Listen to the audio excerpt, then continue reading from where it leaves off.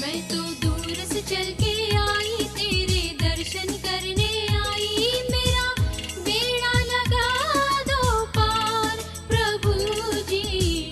आई हूँ तेरे द्वार प्रभु जी, आई हूँ तेरे द्वार। मैं तो तीरथ करने आई, बाहुबली चरणों में आई। ओ हो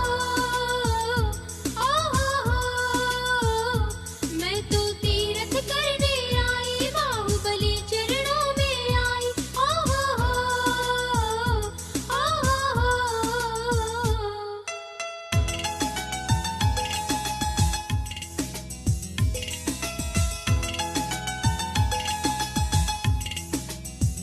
मैं दुनिया छोड़ के आई, मैं पिंजरा तोड़ के आई, तुम ही हो तारणहारी प्रभु जी ओ। मैं दुनिया छोड़ के आई, मैं पिंजरा तोड़ के आई, तुम ही हो तारणहारी प्रभु जी ओ। मैं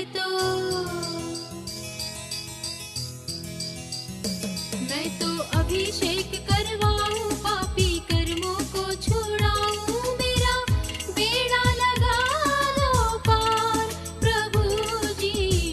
आई हूँ तेरे द्वार प्रभु जी, आई हूँ तेरे द्वार। मैं तो तीरथ करने आई, बाहुबली चरणों में आई।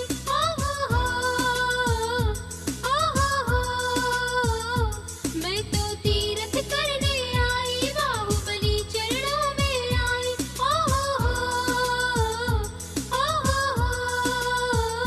मैं तो तीरथ करने आई, बाहुबली चरणों में आई।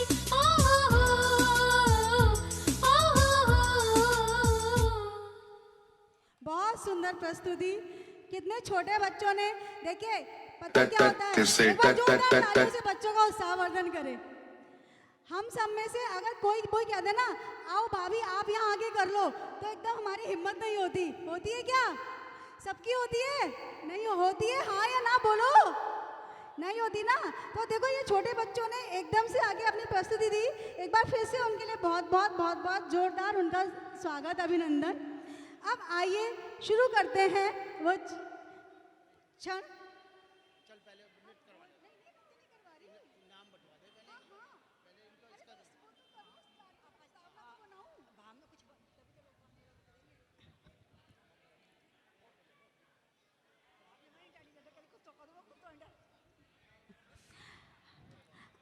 आप सभी यहाँ पर पधारे हैं, आपका बहुत बहुत सादर अभिनंदन, स्वागत। आप सभी को सादर जय जिनेंद्र। देखिए आप सभी बहुत उत्सुकता से यहाँ पर बैठे हैं सम्यक दर्शन के 8 अंग नाटिका देखने। हम सभी बहुत सारे नियम लेते हैं, पर्युषण पर्व में त्याग करते हैं, है ना, और बहुत सारी पूजाएं भी करते हैं। उसमें एक पूजा है रत्नात्रय। रत्नात्रय में कौन से रंग आते हैं? सम्यक दर्शन, सम्यक ज्ञान और सम्यक चरित्र। सम्यक दर्शन के कितने अंग हैं बताइए? 8। सम्यक दर्शन के कितने अंग हैं? अब उन आठों अंगों को हम नाटिका के माध्यम से देखेंगे, पर उसमें से 4 अंग कौन कौन से अंग हैं? सबसे पहले निशंकित अंग, जिसमें अंजन चोर की कथा प्रस्तुत हुई है। दूसरा निकांजित, जिसमें अनंतमति की कथा प्रस्तुत हुई है। तीसरा निर्विचिकित्सा अंग, जिसमें राजा उद्यान प्रसन्न हुए हैं। और चौथा अमूल दृष्टि, जिसमें रानी रेवती प्रसिद्ध हुई है। पता है ना आप सबको? हाँ या ना? उनका ये जो मैंने 4 अंग बोले हैं, इनका हम मंचन हम कल पंचायती मंदिर जी में देख चुके हैं। और उसमें पार्टिसिपेट करने वाली मेरी जितनी बहनें थी, मैं उनको एक एक करके बुला रही हूँ एक बार, क्योंकि उनके जो इनाम थे कल रह गए थे, वो हमारे काका भाई राजीव भैया काका भाई की तरफ से हैं, जो आज आए हैं और हमारी बहनों को इनाम दे रहे हैं। क्योंकि जो पहले कल का बाकी है वो निपटा लेना, तभी आज का शुरू करेंगे, ठीक है? राजीव भाई काका भाई मेघा, मेघा बोलो ना सब। आ जाओ, आ जाओ। चंदना, मेघा, अरे सबको हाँ बोला मैंने। हाँ। ये हमारे पंचायती मंदिर के काका भाई हैं, इनकी तरफ से गिफ्ट सभी हमारी बहनों को दिए जा रहे हैं जिन्होंने कल पार्टिसिपेट किया था। मेघा, सभी ताली बजाकर अनुमोदना करें। अंजू, सभी ताली बजाकर अनुमोदना करें प्लीज। चंदना, हाँ हाँ, ममता, चंदना, निशी,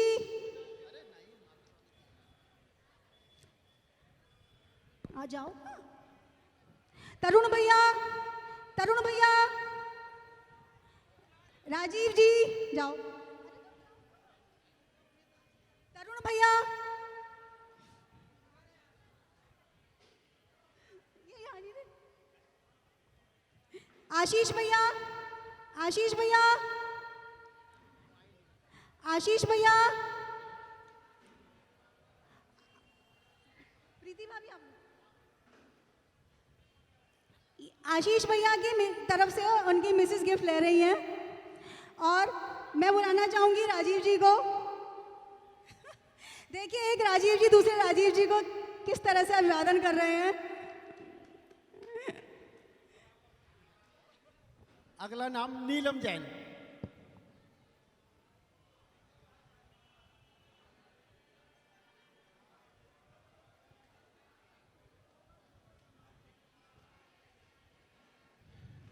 बोलो पार्श्वनाथ भगवान की जय। देखिए ये जो सम्यक दर्शन 8 अंक के प्रोग्राम है बहुत ही अल्प समय में तैयार हुआ है और इसमें से जो मेरी नॉलेज है 4 और 5 जने ऐसे हैं जिन्होंने 10 लाक्षणी कर रखी है और जितने बच्चे हैं सब एक टाइम में खाते हैं और एक टाइम बंधा हुआ पानी लेते हैं। बच्चों के द्वारा या बड़ों के द्वारा कोई इस नाटक में त्रुटि हो जाए तो अपना समझकर माफ कर देना। धन्यवाद। तो आइए अब शुरू करते हैं हम नृत्य नाटिका सम्यक दर्शन के 8 अंक। किसी भी कार्यक्रम को शुरू करने से पहले उसकी शुरुआत मंगलाचरण से होती है, तो हम भी यहाँ पर मंगलाचरण से ही कार्यक्रम की शुरुआत करेंगे।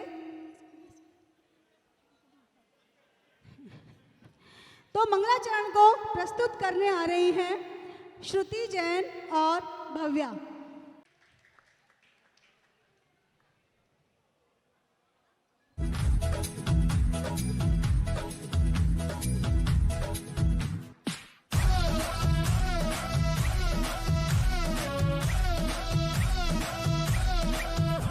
जो प्रभु गुण गाए तो लाखों कर जाए, जो मन से तू ध्याए जीवन संवर जाए। है धूम मचाना ना कोई हो बहाना, पापों को है मिटाना है सबको खमाना।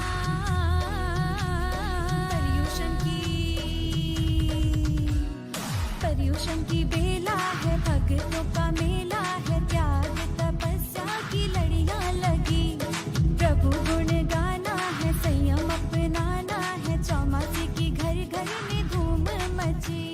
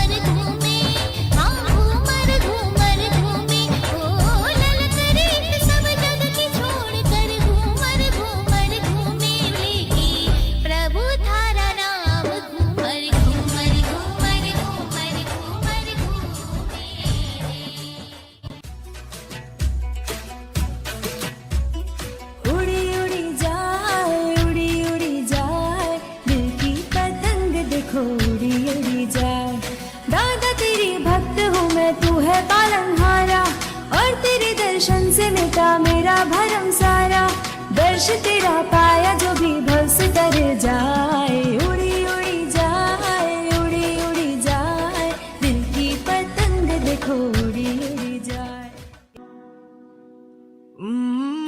अब के पर्यूषण चेहरे पे एक मुस्कान सजा के अपने परायों को एक बार अपने गले से लगा के सारी गलतियां तू भूल जा, मेरे दादा का बन के तू झूम जा, होके केसरिया केसरिया, होके केसरिया केसरिया, तालियां, तालियां, केसरिया केसरिया केसरिया, झूम केसरिया केसरिया केसरिया। बहुत सुंदर। केसरिया केसरिया केसरिया, बच्चे भी केसरिया, आप सब भक्त भी केसरिया और हम सब केसरिया, यहाँ आने वाले महाराज पर्यूषण पर्व सभी केसरिया में हैं। सभी को दशलक्षण पर्व की बहुत बहुत शुभकामनाएं। आप देखिए दशलक्षण पर्व कौन मनाता है, बताइए कौन मनाता है दशलक्षण पर्व? किनका त्योहार है दशलक्षण पर्व? जैनों का। किसका त्योहार है? जैनों का, है ना। और हम सब कौन है? हम सभी जैन हैं। तो इसी प्रस्तुति को लेकर आ रही है हमारी एक छोटी सी बच्ची, हम सब जैन हैं। तो आइए स्वागत करते हैं टीशा जैन का, उनकी इस भक्ति के साथ हम सब जैन हैं।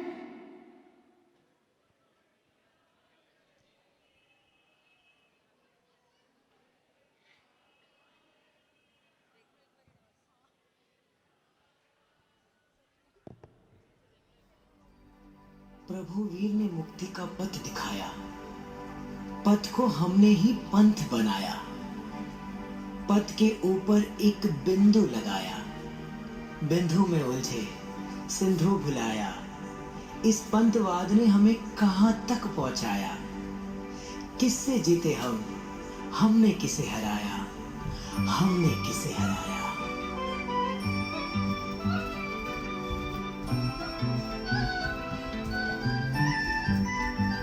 रहे हम महावीर के ही बनकर, ना श्वेतांबर ना दिगंबर, हम जैन हैं, कहो हम जैन हैं।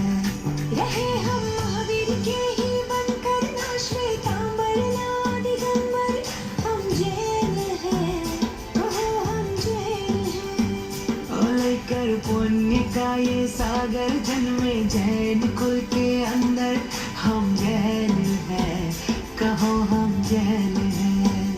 धर्म से जैन हैं, कर्म से जैन हैं।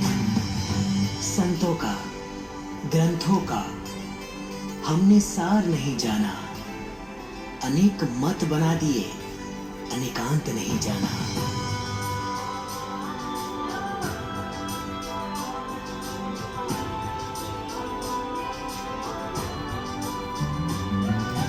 जिनवानी का मर्म न जाना, किया को ही है धर्म माना। ये संत तेरा वो पंथ मेरा, दिलों में देखा है भेद तेरा। ज्ञान एक है दर्शन, एक है झंडा, एक है आगम। सत्य अहिंसा बीज हमारे, एक ही है नियम ये सारे। एक ही नमोकार तीर्थंकर, ना श्वेतांबर ना दिगंबर, हम जैन हैं, कहो हम जैन हैं। रहे हम महावीर के ही बनकर, ना श्वेतांबर ना दिगंबर, हम जैन हैं, कहो हम जैन हैं। धर्म से जैन हैं, कर्म से जैन हैं। बहुत सुंदर। ना श्वेतांबर ना दिगंबर। कहा गया है जो चीज़ बनती है उसका नष्ट होता है, जो चीज़ बनी है उसका विनाश होता है। ना श्वेतांबर ना दिगंबर, ये सब लोगों की विचारधारा है। जो जिनेन्द्र देव के द्वारा कहा गया वही पंथ सदा से है और वह अनादि तक रहेगा, क्योंकि वह किसी ने नहीं बनाया है। जो चीज़ कभी बनी नहीं उसका कभी नाश नहीं होगा। बहुत सुंदर। बहुत सुंदर प्रस्तुति हमारी छोटी बच्ची की। हम सब जैन हैं। तो आइए अब शुरू करते हैं हम अपनी नाटिका सम्यक दर्शन के 8 अंग, जिसमें 4 हमने कल देखे थे और बाकी 4 हम आज देखेंगे।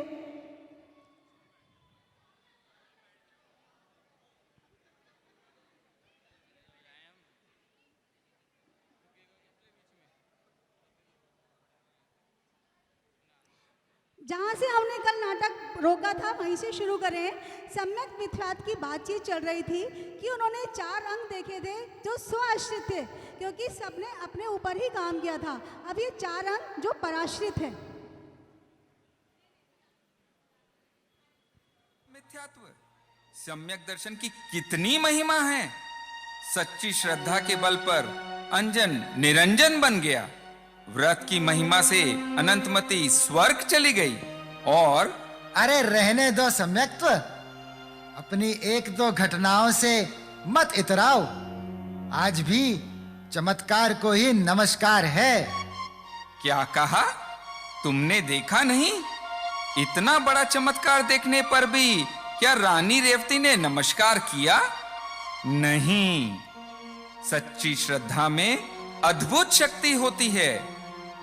श्रद्धा के बल पर ही जिनेंद्र बन पाते हैं। माना जिनेंद्र देव तो सदा जयवंत हैं, पर सम्यक्त्व कितने जीव जिनेंद्र बन पाते हैं। सिद्धों से अनंत गुणा संसारी हैं और तुम्हारे अभाव में मेरा ही एक छत्र शासन चलता है।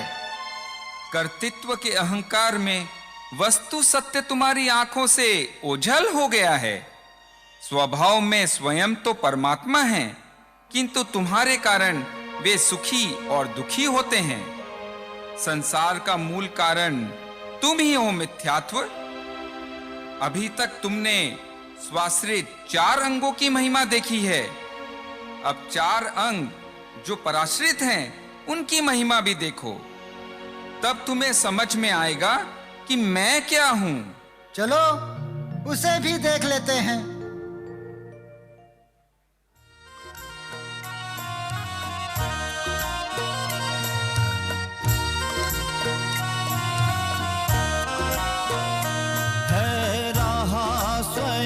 शुचितम शिव पथ जिस पर चलते बिन होश कभी। यदि यज्ञ तथा निर्बल जन वे करते हैं कुल का दोष कभी।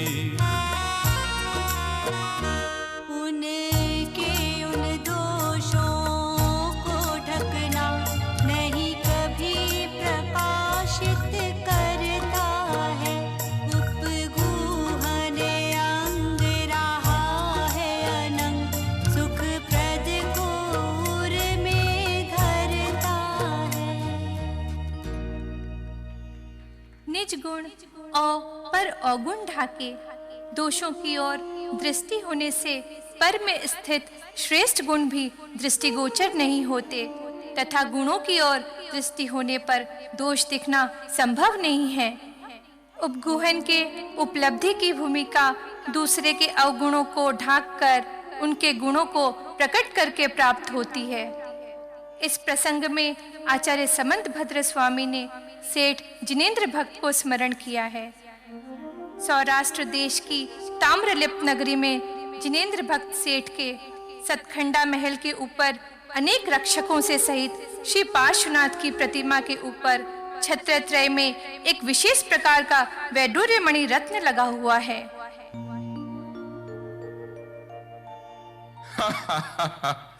आज तो बहुत आनंद आया। आज मैंने लाल सेठ की पोटली चुरा ली। बहुत माल हाथ आ गया। अरे रहने दे, ज्यादा गप मत हाक। कोतवाल ने तो तुझे पकड़ ही लिया था।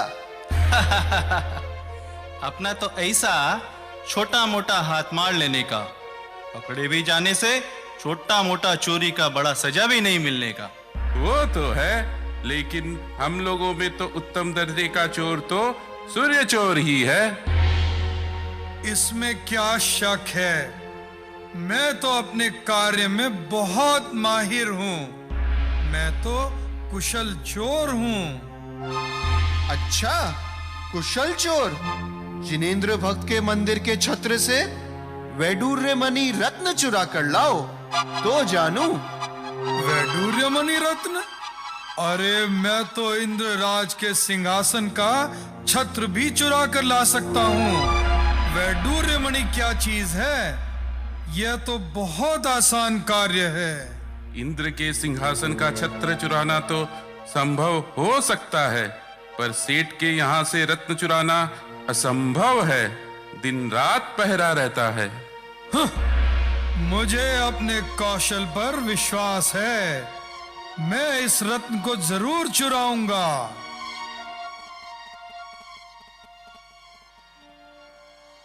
सूर्य चोर में बहुत से गुण थे।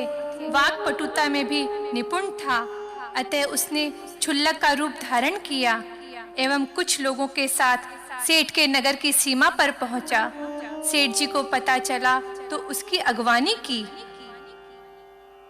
इच्छा में महाराज, आहार का समय हो गया है। पहले आप आहार ग्रहण करें। नहीं, पहले मैं जिन दर्शन करना चाहता हूँ। आपके मंदिर की बहुत चर्चा सुनी है। महाराज, आप इस नगर में कुछ दिन रुकें और सबको धर्म लाभ देने की कृपा करें। हम तो सदा विहार करने वाले साधु हैं। नदी में प्रवाह होता है तो जीवंतता रहती है। प्रवाह अवरुद्ध हुआ, वहां विकृति आ जाती है। जब यहाँ आ ही गए हैं तो आपके आग्रह पर धर्मोपदेश अवश्य देंगे। हे क्षुल्लक महाराज, आपकी भक्ति भावना देखकर मैं आपके लिए इस मंदिर में रहने की व्यवस्था करवाता हूं। इससे मेरे मंदिर की सुरक्षा भी रहेगी। इतने प्रभावशाली जिन मंदिर की सेवा, यह तो मेरा अहोभाग्य है। यही तो मैं चाहता हूं। सभी काम मेरे इच्छा अनुसार हो रहा है। सूर्य चोर क्षुल्लक जी के रूप में रोज प्रवचन करने लगा। वह अपने ज्ञान तथा वाक्पटुता से लोगों को प्रभावित करने लगा। और एक दिन, क्षुल्लक महाराज, मुझे आवश्यक कार्य से नगर से बाहर जाना है। मेरी आपसे प्रार्थना है कि आप मेरे लौटने तक रुकने की कृपा करें और भवन में पूर्ववत प्रवचन लाभ देते रहें। आप निश्चिंत रहें, आप आराम से जाइए। सेठ जी को बंदरगाह पहुंचने पर पता चला कि आज जहाज नहीं जा सकेगा। अतः सेठ जी बंदरगाह के पास विश्राम गृह में ठहर गए। इधर रात्रि में क्षुल्लक के रूप में सूर्य चोर ने सावधानी से रत्न उतारकर अपने दुपट्टे में छुपाकर बाहर की ओर कदम बढ़ाया। वह चुपके से निकल रहा था कि एक पहरेदार को शंका हुई। पकड़ो पकड़ो, चोर चोर, पकड़ो पकड़ो। आवाज सुनते ही सूर्य चोर भी भागने लगा। भागते भागते उसी विश्राम गृह में जा पहुंचा जहां सेठ जी सो रहे थे। सेठ जी, मुझे बचा लो, मुझे बचा लो सेठ जी। अरे सेठ जी, आप यहाँ? हाँ भाई। और ये सब क्या है? सेठ जी, ये धूर्त है, पाखंडी है, चोर है। इसने भगवान का रत्न चुराया है। हमने इसे पकड़ लिया है। ये छद्मस्त वेशधारी क्षुल्लक मेरा विश्वास पात्र बनकर धर्म की आड़ में मात्र चोरी के निमित्त से ही मेरे महल में आया था। इसने चोरी जैसा बड़ा पाप किया है एवं दोषी है, परंतु इस समय यह क्षुल्लक भेष में है। यदि कोतवालों के समक्ष चोर सिद्ध होता है तो अपने साथ साथ यह संपूर्ण जैन धर्म की निंदा एवं उपहास का कारण बनेगा। सधर्मी के द्वारा यदि अज्ञानतावश या लोभवश कोई गलत कार्य हो जाने पर उसे छिपाकर जैन धर्म के सम्मान को सुरक्षित रखना मेरा परम कर्तव्य है। भाइयों, आप लोगों से यह भूल हो रही है। मैंने ही ये रत्न लेकर इन्हें यहां बुलाया है। आपने बिना जाने इन पर शंका की और अनादर किया। आपको इनसे क्षमा मांगनी चाहिए। क्षमा कीजिए, क्षमा कीजिए। सेठ जी, मुझे क्षमा करें, मुझे क्षमा करें सेठ जी। आज आपकी कृपा से मुझे जीवन दान मिला है। मैं आज संकल्प लेता हूं कि मैं आज से और इसी क्षण से इसी रूप के अनुसार व्रती बनूंगा। मुझे क्षमा करें सेठ जी, मुझे क्षमा करें। बोलो जिंदा सेठ की तत्पश्चात जय हो। सूर्यचोर ने क्षुल्लक व्रत अंगीकार कर लिया।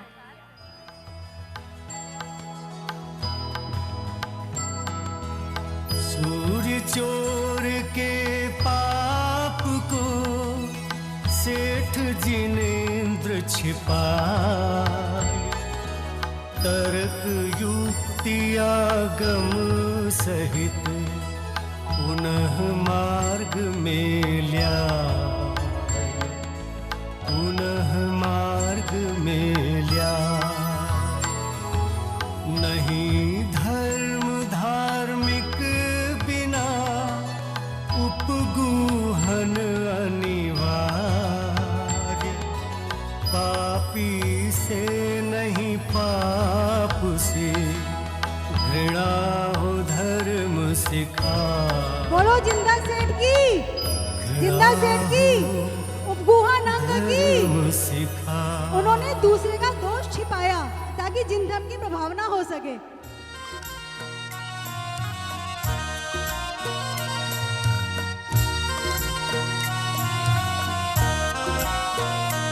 समदर्शन या पावन चारित है पालन यद्यपि करते हैं, हो खेद कभी उनसे गिरते और बाधक कारण घिरते हैं। है धर्म प्रेम से विज्ञ उन्हें बस पूर्व स्थिति पर फिर लाते, मृग स्थिति कारण है अंग यही है अपनाते निज घर जाते। मानव मन बहुत चंचल है, अस्थिर है, सांसारिकता में उलझकर अपने पद से भटक जाता है। चंचल मन को स्वयं में स्थिर कर स्थित प्रज्ञ हो जाने का नाम ही स्थितिकरण अंग है। इसी बात को स्पष्ट करने के लिए आचार्य समंत भद्र स्वामी ने मुनि वारिशेण को स्मरण किया है। राजा श्रेणिक का दरबार लगा हुआ है और राजा अपने मंत्रियों को संबोधित कर रहे हैं। मंत्रीगण, आज मैं अपने पुत्र वारिशेण के राज्याभिषेक के बारे में आप लोगों की उचित राय जानना चाहता हूं। राजकुमार वारिसेन हर तरह से यह पद ग्रहण करने के योग्य हैं महाराज। वे अत्यंत ही धार्मिक प्रवृत्ति वाले हैं महाराज। वे उत्तम श्रेणी के श्रावक भी हैं। वे न्याय धर्मी हैं महाराज।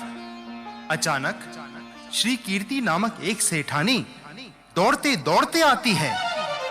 महाराज, न्याय करो महाराज, महाराज न्याय करो। शांत हो जाओ, पहले बताओ क्या बात है। महाराज, मेरा हार चोरी हो गया है और क्या?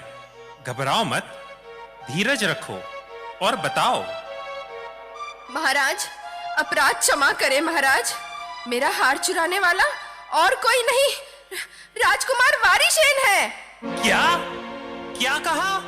कोई सबूत है तुम्हारे पास? महाराज, राजकुमार वारिसेन कल रात्रि कोतवाल द्वारा मेरे हार के साथ पकड़े गए हैं। मंत्रीवर, कोतवाल को और राजकुमार को यहां हाजिर किया जाए। जी महाराज। कोतवाल और राजकुमार राज्यसभा में राजा के सामने प्रस्तुत हुए। महाराज की जय हो। क्या हुआ पहरेदार, सविस्तार बताओ। महाराज, कल रात्रि में हम सेठ के घर के बाहर खड़े थे।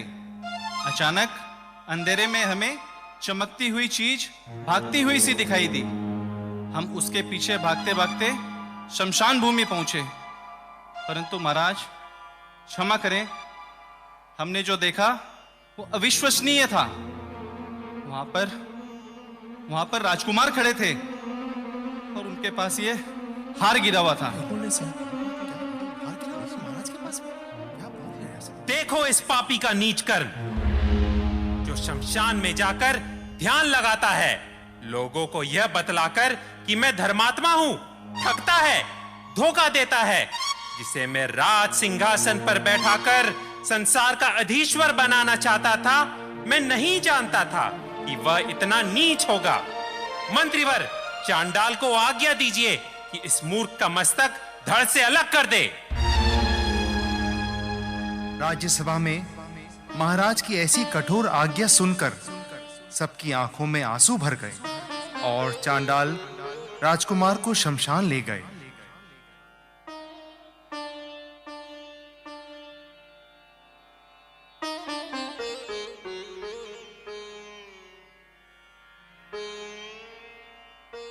चांडाल भी ऐसे कठोर आज्ञा को सुनकर स्तंभित रह गया। उसकी आत्मा कांप उठी, पर राजा की आज्ञा का पालन तो करना ही था। जैसे ही चांडाल ने तलवार चलाई, यह क्या आश्चर्य, तलवार फूलों की माला बन गई। वारिशेन के पुण्य ने उनकी रक्षा की और देवों ने प्रसन्न होकर उन पर फूलों की वर्षा की। ये तो चमत्कार हो गया। मैंने तो ऐसा पहले कभी नहीं देखा। यह तो तप की प्रभावना है। मैं तो पहले ही कहता था, राजकुमार अति उत्तम श्रावक है। राजकुमार इतना घृणित कार्य कर ही नहीं सकते थे। अहो भाग्य, अब राजकुमार वारिशेन ही हमारे भावी राजा बनेंगे। राजकुमार वारिसेन की जय हो, जय हो, जय हो। राजा श्रेनिक ने जब इस अलौकिक घटना को सुना तो उन्हें अपने विचार पर बहुत पश्चाताप हुआ। वे अपने पुत्र के पास गए। उनका हृदय पुत्र प्रेम से भर आया। पुत्र, मेरी मूर्खता को क्षमा करो पुत्र। मैं क्रोध के कारण अंधा हो गया था। मेरा हृदय पश्चाताप से जल रहा है।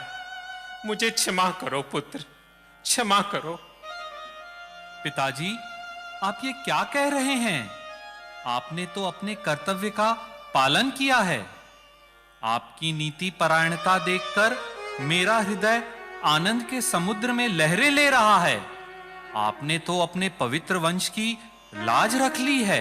राजन, मुझे अभय दान दीजिए, अभय दान दीजिए राजन। तुम कौन हो? मैं चोर हूं राजन। यह सब पाप कर्म मेरा है। पवित्र आत्मा वारिशेन सर्वदा निर्दोष है राजन। पापी निवेशा के जाल में फंसकर ही मैंने ये नीच काम किया था। कल रात्रि में जब चोरी करके भाग रहा था, हार की चमक से पहरेदार मेरे पीछे पड़ गए थे और भागते हुए मुझे राजकुमार दिखे और मैंने घबराकर हार उनके चरणों में डाल दिया। मुझे क्षमा करिए राजन, मुझे क्षमा करिए। इसे क्षमा कर दीजिए पिताजी, मैंने भी इसे क्षमा कर दिया है। ठीक है, तुम कहते हो तो मैं इसे क्षमा कर देता हूं। पुत्र, अब घर चलो। तुम्हारी माता तुम्हारे वियोग से बहुत दुखी है। नहीं पिताजी, मुझे क्षमा कीजिए। मैंने संसार की लीला देख ली। अब मैं घर न जाकर जिन भगवान के चरणों का आश्रय ग्रहण करूंगा। मैं अब जैनेश्वरी दीक्षा लूंगा। तपस्वी बनकर वारिशीण मुनि बड़ी दृढ़ता के साथ चारित्र का पालन करने लगे। भ्रमण करते हुए वे पलाशकूट नामक नगर में पहुंचे। वहां उनके बचपन का मित्र पुष्पडाल रहता था। पुष्पडाल ने नवदा भक्ति से वारिशीण मुनि को आहार दिया। आहार के पश्चात उनको छोड़ने के लिए अपनी पत्नी से पूछकर गए। उसे विश्वास था कि थोड़ी दूर जाने के पश्चात वारिशीण मुनि उसे वापस जाने के लिए बोल देंगे, पर ऐसा नहीं हुआ। इसके विपरीत पुष्पडाल के कल्याण की इच्छा से उसे वैराग्य का उपदेश दिया और उसे मुनि दीक्षा दे दी। पुष्पडाल मुनि हो गए, संयम का पालन करने लग गए, शास्त्रों का अभ्यास करने लग गए, पर उनकी विषय वासना नहीं मिटी। उन्हें अपनी स्त्री की बार-बार याद आने लगी। एक बार दोनों मुनिराज विहार कर रहे थे। रास्ते में एक स्त्री गीत गा रही थी। पति के वियोग में पत्नी की दशा का वर्णन उस गीत में था। नगरी नगरी द्वारे द्वारे ढूंढूं रे सांवरिया, नगरी नगरी द्वारे द्वारे ढूंढूं रे सांवरिया, पिया पिया रट के मैं तो हो गई रे बावरिया, नगरी नगरी द्वारे द्वारे मैंने तो अपना घर ही त्याग दिया। मेरी पत्नी सौमल्या पर ना जाने क्या गुजरी होगी। मुझे अपने घर जाना होगा। मुनि वारिशीण ताड़ गए कि गीत सुनकर पुष्पडाल के मन में पत्नी मोह जाग उठा है। उन्होंने इसका निदान करना आवश्यक समझा। मुनि पुष्पडाल, एक बार पहले राजगृही नगर चलिए। यह मेरी आपसे विनती है।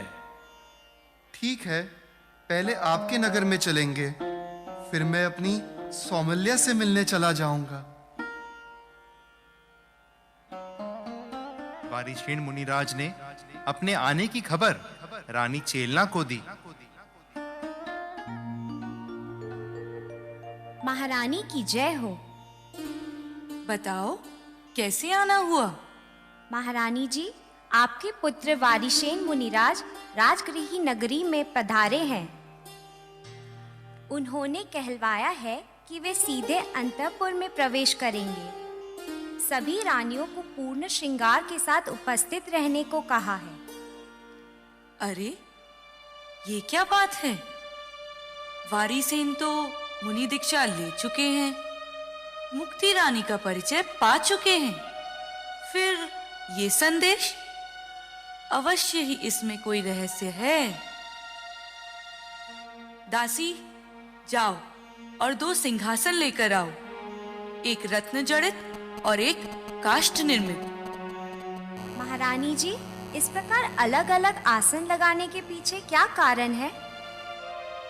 मैंने एक वीतराग और एक सरा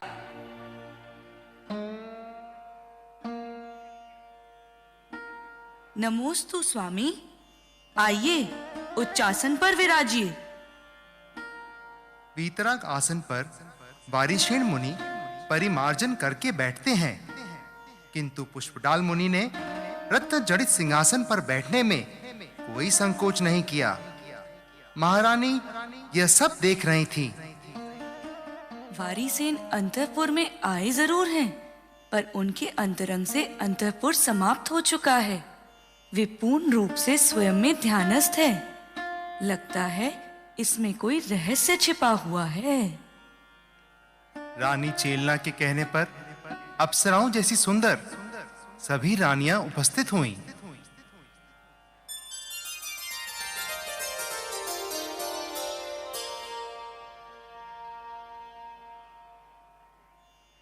मुनि पुष्पडाल, यह सब वे रानियां हैं जिनका मैं त्याग कर चुका हूं। इनमें से तुम जिसे चाहो चुन सकते हो।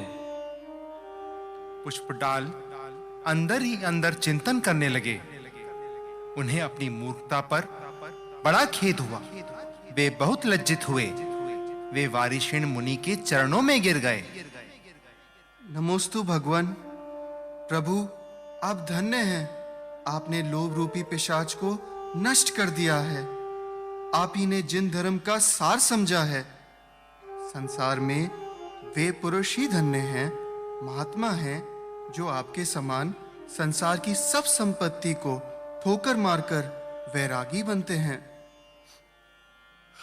प्रभु, जहां आपने 12 वर्ष बहुत तपस्या की, मुझ पापी ने इतने दिन व्यर्थ ही गवा दिए। मैं तो मौलिक रत्न को पाकर भी अपनी स्त्री को चित्त से अलग नहीं कर सका। स्वामी, मैं बहुत अपराधी हूं, इसलिए दया करके मुझे अपने पाप का प्रायश्चित देकर पवित्र कीजिए। अब मैं सिर्फ परमार्थ के लिए ही तप करूंगा। धीर, इतने दुखी ना बनिए।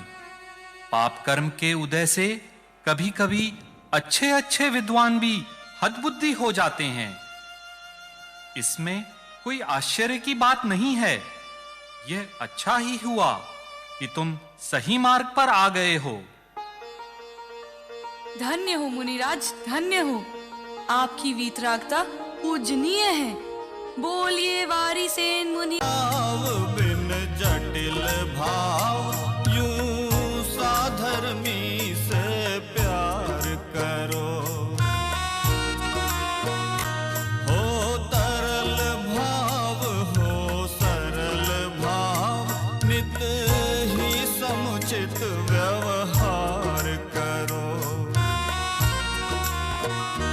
पुण्य का विनयादिक योग्य यथा है, करना भी कर्तव्य रहा है। रहा यही वात्सल्य अंग, उज्ज्वल हो भक्ति भाव आहा।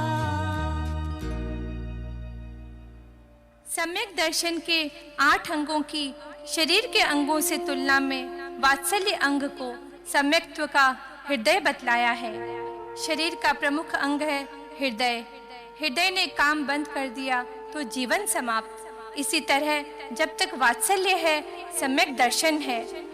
वात्सल्य का अभाव होते ही हृदयहीन व्यक्ति की तरह सम्यक्त्व विलीन हो जाता है। इस अंग में आचार्य समंत भद्र स्वामी ने विष्णु कुमार मुनिराज को स्मरण किया है। उज्जैनी नगर का उद्यान, जहाँ पर अकंपनाचार्य अपने 700 मुनियों के साथ आए हैं। अकंपनाचार्य को निमित्त ज्ञान से उज्जैनी की स्थिति अनिष्ट कर जान पड़ी। मुनिगण, ध्यान से सुनिए। यहाँ के राजा श्री वर्मा बड़े धर्मात्मा हैं। हो सकता है वे हमारे दर्शन के लिए आवे, पर आप लोग उन्हें या उनके मंत्रीगण को न तो आशीर्वाद दें और न ही किसी के साथ कोई वार्तालाप करें, अन्यथा संपूर्ण संघ पर घोर उपसर्ग आएगा। मुनिराज की आज्ञा मानकर सभी मुनि मौन के साथ ध्यान करने लगे। अकंपनाचार्य के आने के समाचार नगर के लोगों को मालूम होते ही वे पूजा द्रव्य लेकर बड़ी भक्ति भाव से आचार्य की वंदना को जाने लगे। महाराज, आज नगर में कोई जैन साधु आए हैं और पता नहीं क्यों सभी आज उनके दर्शन को जा रहे हैं। अच्छा, ये तो बहुत ही खुशी की खबर है। तब तो हमें भी चलकर उनके दर्शन करना चाहिए। जरूर वे महापुरुष होंगे। चलो, हम सब चलते हैं।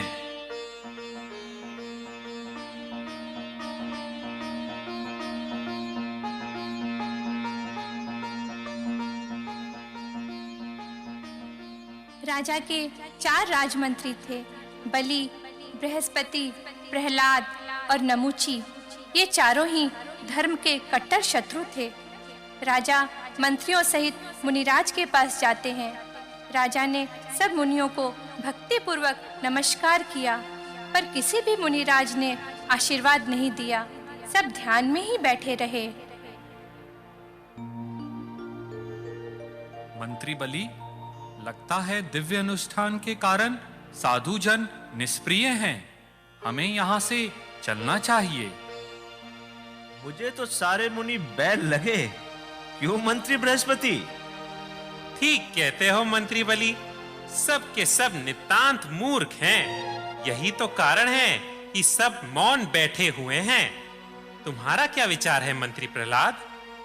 हाँ बृहस्पति, सर्वसाधारण तो यही समझेंगे कि वे आत्म ध्यान कर रहे हैं, बड़े तपस्वी हैं। पर मैं सच कहता हूं, यह सब इनका ढोंग है।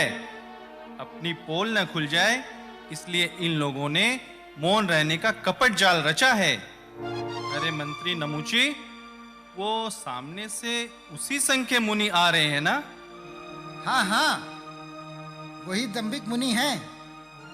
इसका नाम श्रुत सागर है। देखिए राजन, यह तरुण बैल पेट भर कर आ रहा है। श्रुत सागर मुनि ने उनके निंदित वचन सुन लिए। उन्हें अपने आचार्य महाराज की आज्ञा मालूम नहीं थी, कारण कि वे आहार के लिए नगर में चले गए थे। उन्हें लगा इन्हें अपनी विद्या का बड़ा अभिमान है, इनके अभिमान को चूर्ण करना चाहिए। तुम किसी की व्यर्थ क्यों बुराई करते हो? यदि तुम में कुछ विद्या हो, आत्मबल हो, तुम मुझसे शास्त्रार्थ करो, फिर तुम्हें जान पड़ेगा कि बैल कौन है। चारों मंत्रियों के साथ श्रुत सागर मुनिराज का शास्त्रार्थ हुआ। मुनिराज ने अपने शादवाद के बल से बात की बात में चारों मंत्रियों को पराजित कर दिया। श्रुत सागर मुनिराज ने आचार्य अकंपनाचार्य के पास आकर ज्यों की त्यों घटना सुनाई। ओह, तुमने बहुत बुरा किया। तुमने अपने हाथों से सारे संघ का घात किया है। अब तुम्हारे लिए यही आज्ञा है कि तुम वहीं पर जाकर कायोत्सर्ग ध्यान करो। श्रुत सागर मुनिराज गुरु की आज्ञा पाकर वहीं पर कायोत्सर्ग ध्यान करने लगे। चारों मंत्री पराजित होकर अपने मान भंग का बदला चुकाने का विचार कर मुनि के वध करने के लिए रात्रि में नगर से बाहर आए। श्रुत सागर मुनिराज को देखते ही उनकी गर्दन काटने के लिए जैसे ही तलवार से उन पर वार करते हैं, वैसे ही मुनिराज के तपस्या के प्रभाव से कुरदेवी ने उन्हें तलवार उठाए हुए ही कील कर दिया। सारे नगर में मंत्रियों की दुष्टता की खबर फैल गई। राजा सहित सारे नगरवासी ये दृश्य देखने पहुंचे। धिक्कार है पापियों, जब तुमने मेरे सामने इन निर्दोष मुनियों की निंदा की थी, तब मैं तुम्हारे विश्वास पर निर्भर रहकर यह समझा था कि यह संभव है। मुनि लोग ऐसे ही हैं, पर आज मुझे तुम्हारी नीचता का ज्ञान हुआ। अब तुम्हारा मुख देखना भी पाप है। तुम मेरे देश की सीमा से अभी के अभी बाहर निकल जाओ। अकंपनाचार्य के आदेश से कुरदेवी ने चारों मंत्रियों को पूर्ववत कर दिया और वे स्वयं उज्जैनी से विहार कर गए। इधर चारों मंत्री भी हस्तिनापुर पहुंचते हैं, जहां पर राजा पद्म राज्य करते थे। राजा पद्म को कुंभपुर का राजा सिंहबल बहुत परेशान किया करता था। चारों मंत्रियों को राजा के इस कष्ट का पता चला तो सिंहबल को कैदी बनाकर राजा के सम्मुख प्रस्तुत किया। राजा पद्म बहुत प्रसन्न हुए। आज मैं बहुत प्रसन्न हूं। तुमने हम पर बहुत उपकार किया है। तुम्हारा मैं बहुत कृतज्ञ हूं। यद्यपि इसका प्रतिफल नहीं दिया जा सकता, तब भी तुम जो कहो उसे मैं तुम्हें देने को तैयार हूं। प्रभु, आपकी हम पर बहुत कृपा है। हमें सब कुछ मिल चुका है। उस पर भी आपका आग्रह है तो हम उसे अस्वीकार नहीं कर सकते। अभी हमें कुछ आवश्यकता नहीं है। जब समय होगा तब आपसे मांग लेंगे। इधर आचार्य अकंपनाचार्य भी विहार करते हुए हस्तिनापुर के बगीचे में आकर ठहरे। अकंपनाचार्य के आने का समाचार राजमंत्रियों को मालूम हुआ। उन्हें अपने अपमान की बात याद आ गई। अब समय आ गया है, अपना पुरस्कार मांग लेना चाहिए। पुरस्कार में 7 दिन का राज मांग लेना चाहिए। महाराज के रहते हम बदला नहीं ले सकते, क्योंकि महाराज आचार्य के भक्त हैं। राज्य हमें मिलने के बाद राजा दखल नहीं दे सकता।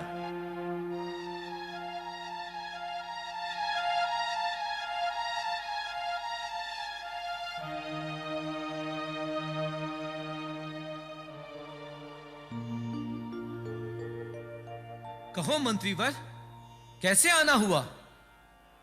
राजन, क्या आपको याद है कि हमारा एक पुरस्कार आपसे लेना बाकी है? हाँ, बिल्कुल याद है। महाराज, पुरस्कार लेने का सही समय आ गया है। कृपा कर उसे प्रदान कीजिए, आपका बहुत उपकार होगा। आपके उपकार का बदला चुकाना मेरा कर्तव्य है। जो चाहिए सो मांगो। मैं अपनी प्रतिज्ञा पूर्ण करके तुम्हारे ऋण से मुक्त होने का प्रयत्न करूंगा। महाराज, यदि आप वास्तव में हमारा हित चाहते हो तो कृपया कर 7 दिन के लिए अपना राज हमें प्रदान कीजिए। क्या?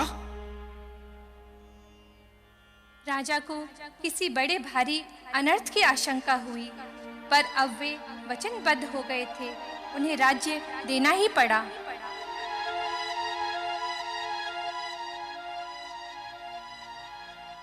अब मैं हस्तिनापुर का राजा हूं। उन दुष्ट 700 मुनियों को मेरे अपमान का फल अवश्य चुकाना होगा। बहुत समय से मैं प्रतिशोध की अग्नि में जल रहा था, अब उन्हें मेरी क्रोधाग्नि में जलना होगा। मंत्रियों, उन मुनियों को मारने के लिए यज्ञ का बहाना बनाकर षड्यंत्र रचो, ताकि सर्वसाधारण ना समझ सकें। मुनियों को बीच में रखकर यज्ञ के लिए बड़ा भारी मंडप तैयार किया गया। चारों ओर काष्ठ ही काष्ठ लगवा दिए गए, अग्नि जला दी गई, हजारों पशुओं की आहुति दी गई। वेदों के जानकारों द्वारा वेद ध्वनि से यज्ञ मंडप गूंजने लगा। मुनियों पर बड़ा भारी उपसर्ग हुआ, परंतु उन शांति की मूर्तियों ने इसे अपने कर्मों का फल समझकर बड़ी धीरता के साथ सहना आरंभ किया। विष्णु कुमार मुनिराज के पास जब उपसर्ग का संदेश पहुंचा, तब उन्होंने विक्रिया रिद्धि के प्रभाव से बौने ब्राह्मण का वेश बनाया और बड़ी मधुरता से वेद ध्वनि का उच्चारण करते हुए यज्ञ मंडप में पहुंचे। तत्सवितुर्वरेण्यं भर्गो देवस्य धीमहि धियो यो नः प्रचोदयात्। ॐ भूर्भुवः स्वः तत्सवितुर्वरेण्यं भर्गो देवस्य धीमहि। अरे, इतना सुंदर वेदों का उच्चारण! मैं आप पर मुग्ध हो गया। महाराज, आपने पधार कर मेरे यज्ञ की शोभा बढ़ा दी। मैं बहुत खुश हुआ। आपको जो इच्छा हो वो मांगिए। इस समय मैं सब कुछ देने में समर्थ हूं। मैं एक गरीब ब्राह्मण हूं। मेरी जैसी भी स्थिति है, मुझे उसमें संतोष है। मुझे धन दौलत की कोई आवश्यकता नहीं है, पर जब आपका इतना आग्रह है तो मैं आपको असंतुष्ट भी नहीं करना चाहता। मुझे केवल 3 पैर पृथ्वी की आवश्यकता है। यदि आप कृपया करके उतनी भूमि मुझे प्रदान कर देंगे तो मैं उसमें टूटी फूटी झोंपड़ी बनाकर रह सकूंगा। आपने तो कुछ नहीं मांगा। यदि आप मेरे वैभव और मेरी शक्ति के अनुसार मांगते तो मुझे बहुत संतोष होता। नहीं, मैंने जो कुछ मांगा है वो मेरे लिए बहुत है। आपको देना है तो और बहुत से ब्राह्मण मौजूद हैं, कृपया कर उन्हें दे दीजिए। जैसी आपकी इच्छा। मैं संकल्प करता हूं, आप अपने पैरों से भूमि नाप लीजिए। और संकल्प छोड़ते ही उन्होंने पृथ्वी को मापना शुरू किया। अपनी विक्रिया से पहला पांव तो उन्होंने सुमेरु पर्वत पर रखा।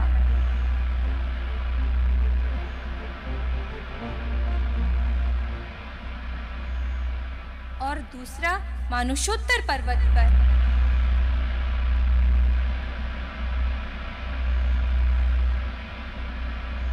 तीसरा पांव रखने को जगह ही नहीं थी।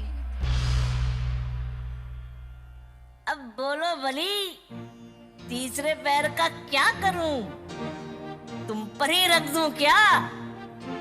प्रभु, प्रभु क्षमा कीजिए, प्रभु क्षमा कीजिए। ये सब दुष्कर्म हम पापियों का है प्रभु। हमसे घोर अपराध हुआ है, घोर अपराध। हमें आत्मबोध हो गया है। अब हम सच्चे श्रावक की तरह जीवन यापन करेंगे। हम सब मिथ्या मत छोड़कर अहिंसामयी पवित्र जिन शासन के उपासक बनेंगे।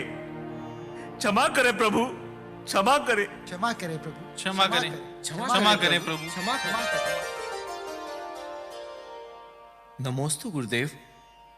आपने 700 मुनियों का उपसर्ग दूर करने के लिए विक्रिया रिद्धि का सहारा लिया। आपका वात्सल्य भाव अत्यंत ही पूजनीय है। निष्कपट, निस्वार्थ, यथा योग्य वात्सल्य अंग सदैव आपके नाम का अनुकरणीय रहेगा।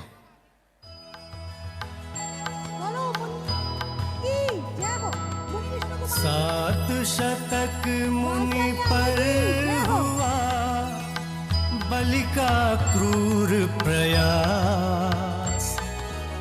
वामन भेष में विष्णु मुनि ने दूर किया सब त्रास, दूर किया सब त्रास।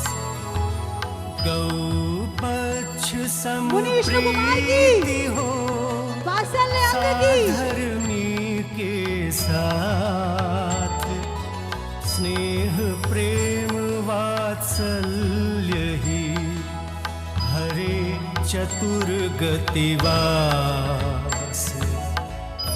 हरे चतुर गतिवास।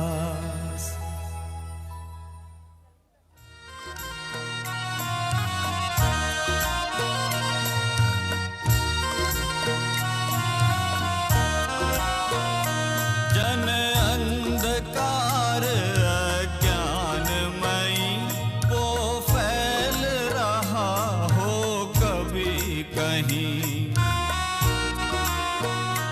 उसको है मिटाना यथा योग्य, निज शक्ति छुपाना कभी नहीं। जिन शासन की महिमा की हो और सुखद प्रसारण यहाँ वहाँ है दृढ़ प्रभावना अंग यही। रहे पाप दुखद फिर कहाँ कहाँ। सम्यक दर्शन का अंतिम अंग है प्रभावना अंग। यह पूर्व के 7 अंगों की फलश्रुति है। जहां पर 7 अंग होते हैं वहां ये अंग आचरण में आ ही जाता है। पूर्व कथित 7 अंगों के आचरण का प्रतिफल ही प्रभावना है। प्रकाश का पुजारी अंधेरे के साम्राज्य को मिटाना चाहता है। इसी सह प्रयास का नाम है प्रभावना। आचार्य समंत्र भद्र स्वामी ने इस संदर्भ में मुनि वज्रकुमार को स्मरण किया है। मथुरा के राजा पूतिगंध के राजमहल में उनकी रानी उर्विला अपने कक्ष में विराजमान है।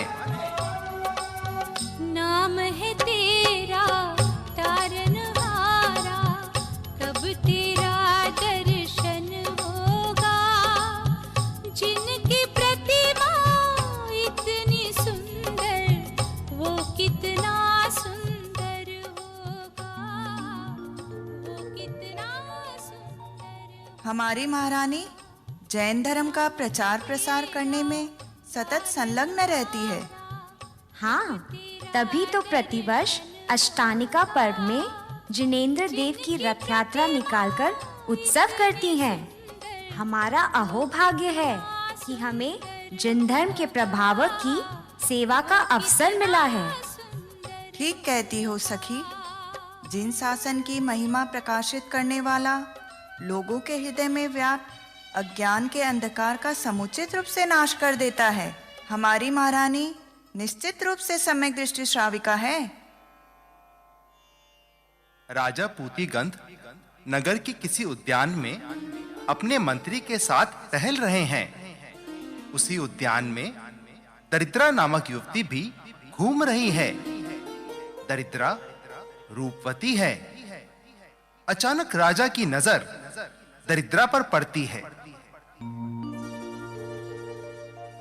वाह, कितनी सुंदर नारी है। ये कौन है? मेरा हृदय इस पर मोहित होता जा रहा है। राजन, ये हमारे नगर के स्वर्गीय सेठ सागर दत्त की पुत्री दरिद्रा है। अब यह एक बौद्ध साधु के साथ रहती है। बौद्ध साधु? बौद्ध साधु के साथ क्यों?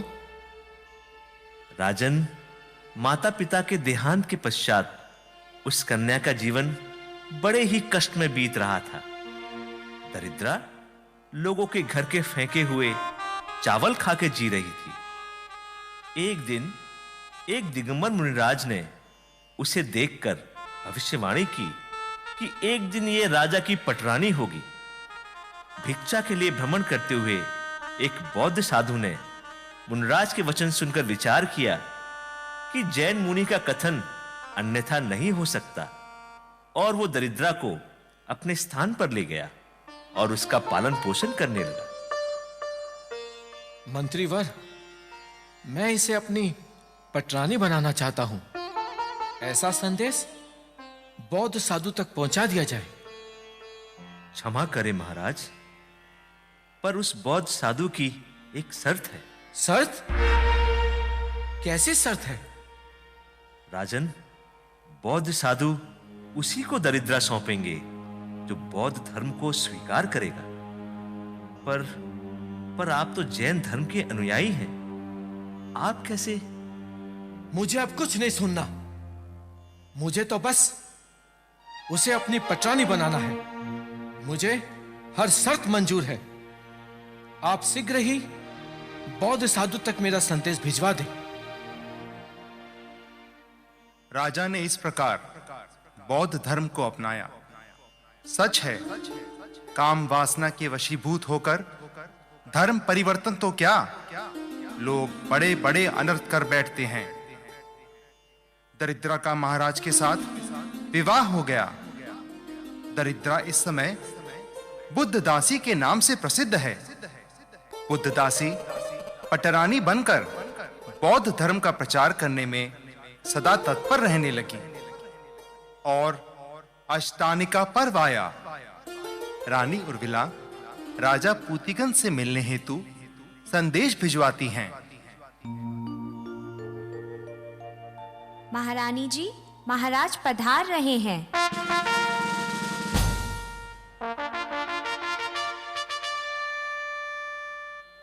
स्वागत है महाराज। कहो रानी उर्विला, आपने मुझे कौन से आवश्यक कार्य के लिए यहाँ बुलाया है? महाराज, फाल्गुन मास की अष्टानिका का पर्व प्रारंभ होने वाला है। प्रत्येक अष्टानिका पर्व की तरह इस बार भी जिन धर्म की प्रभावना हेतु मैंने नंदीश्वर रथ यात्रा की तैयारी कर ली है। बस आपसे अनुमति चाहती हूँ। हाँ हाँ, क्यों नहीं। हर बार की तरह इस बार भी हमारा सहयोग आपके साथ रहेगा। जिन धर्म की प्रभावना के लिए रथ यात्रा से अच्छा तरीका और क्या होगा। आप तैयारियां करें, मेरी तरफ से अनुमति है। जी महाराज। इधर रानी दरिद्रा को जब ये पता चला कि जैन रथ बौद्ध रथ से आगे निकल रहा है, तो वो क्रोधित हो उठी और वो राजा पूतिगंध के पास पहुंची। महाराज, मैं ये क्या सुन रही हूँ? बैठो महारानी, क्या हुआ? आप इतनी परेशान क्यों हो? आपने रानी उर्विला को जैन रथ की अनुमति कैसे दे दी? आपकी पटरानी तो मैं हूँ राजन। पहले मेरे बुद्ध भगवान का रथ नगर में घूमेगा। यह मेरी विनती ही नहीं, हट भी है और मेरा अधिकार भी। आप उद्वेलित ना हो पटरानी, आप जैसा चाहती हैं वैसा ही होगा। मैं महारानी उर्विला को सूचित कर देता हूं। जिनेंद्र भगवान का रथ बुद्ध भगवान के रथ के पीछे चलेगा। कोई कुछ भी करे, मेरा बौद्ध धर्म तो जैन धर्म से आगे ही रहेगा। यह खबर रानी उर्विला को भेज दी गई कि पहले बुद्ध भगवान का रथ चलेगा और बाद में जिनेंद्र भगवान का। यह खबर सुनकर रानी उर्विला को बहुत कष्ट हुआ और वह वज्र कुमार मुनिराज के पास जाती हैं। नमोस्तु महाराज जी। हे जिन शासन रूप समुद्र को बढ़ाने वाले चंद्रमा, हे मिथ्यात्व रूप अंधकार को नष्ट करने वाले सूर्य, इस समय आप ही मेरे लिए शरण है। महाराज जी, जैन धर्म पर इस समय बड़ा संकट उपस्थित है। उस संकट को नष्ट कर धर्म की रक्षा कीजिए। मेरा जैन रथ निकलने वाला था, पर बुद्ध दासी ने महाराज से कहकर मेरा जैन रथ रुकवा दिया। मैंने भी प्रतिज्ञा कर ली है कि सदा की भांति मेरा रथ पहले निकलेगा, तभी मैं भोजन करूंगी। उसी समय दिवाकर देव आदि विद्याधर मुनिराज के दर्शन करने आते हैं। नमोस्तु महाराज। देव, इस समय जैन धर्म पर संकट उपस्थित है।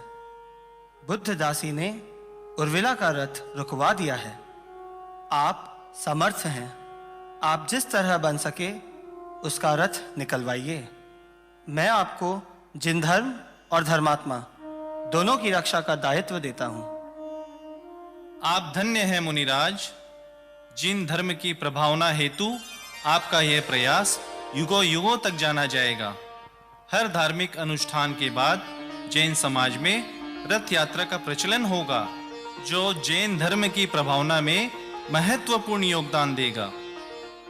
हम अभी मथुरा जाते हैं और बुद्ध दासी को समझाते हैं।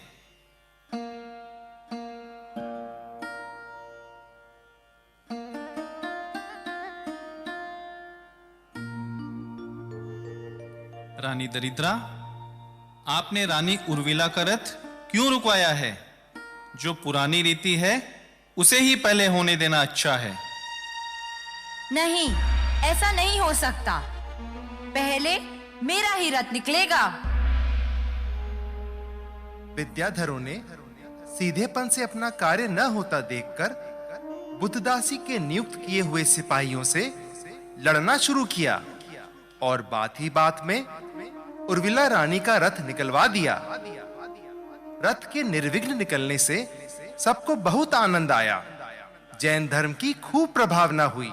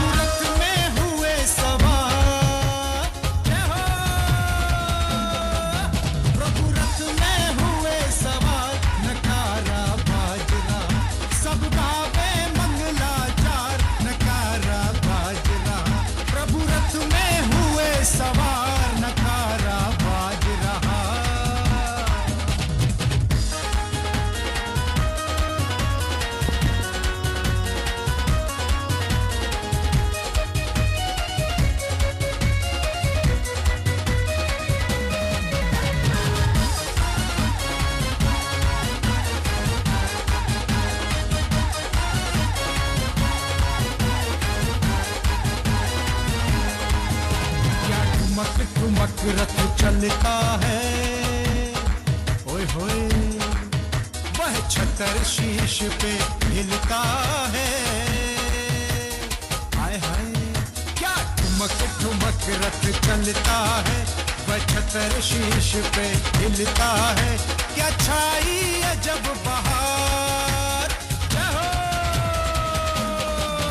क्या छाई है जब बहार, नकारा बाज रहा प्रभु रथ में हुए सवार, नकारा बाज रहा सब गावे मंगलाचार, नकारा बाज रहा।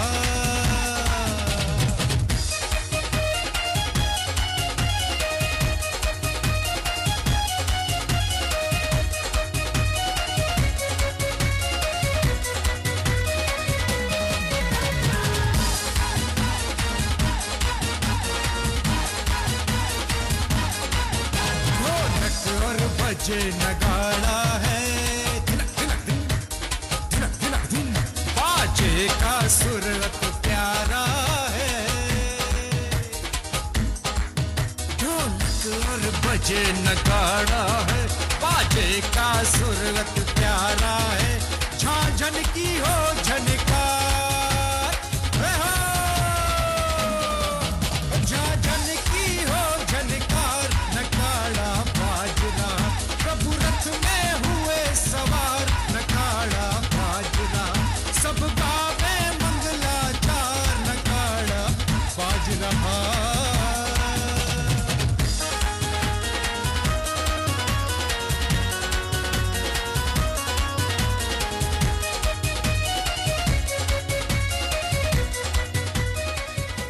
रानी दरिद्रा ने जब जैन धर्म के अतिशय को देखा तब वो भी प्रतिबोध को प्राप्त हुई और रानी दरिद्रा रानी उर्मिला के पास जाती हैं।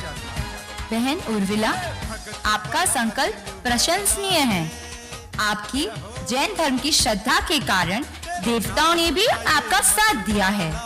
आज से मैं भी जैन धर्म को स्वीकार करूंगी।